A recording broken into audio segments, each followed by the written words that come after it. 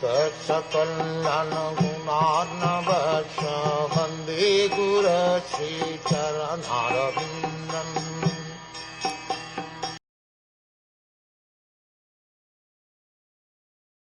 The misguided materialist does not know that his very body is impermanent, and that the attractions of home, land, and wealth, which are in relationship to that body, are also temporary.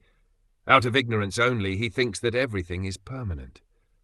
The materialist thinks that persons engaged in Krishna consciousness are crazy fellows wasting time by chanting Hare Krishna.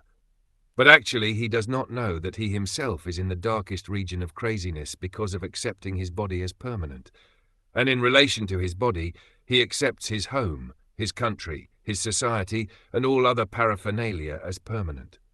This materialistic acceptance of the permanency of home, land, etc. is called the illusion of Maya. This is clearly mentioned here. Mohad Grkshetravasuni, out of illusion only does the materialist accept his home, his land, and his money as permanent.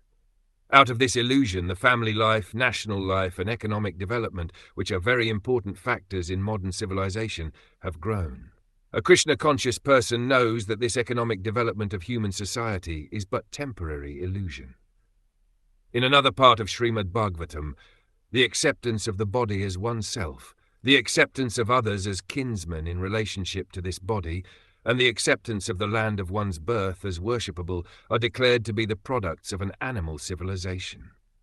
When, however, one is enlightened in Krishna consciousness, he can use these for the service of the Lord. That is a very suitable proposition. Everything has a relationship with Krishna. When all economic development and material advancement are utilized to advance the cause of Krishna consciousness, a new phase of progressive life arises.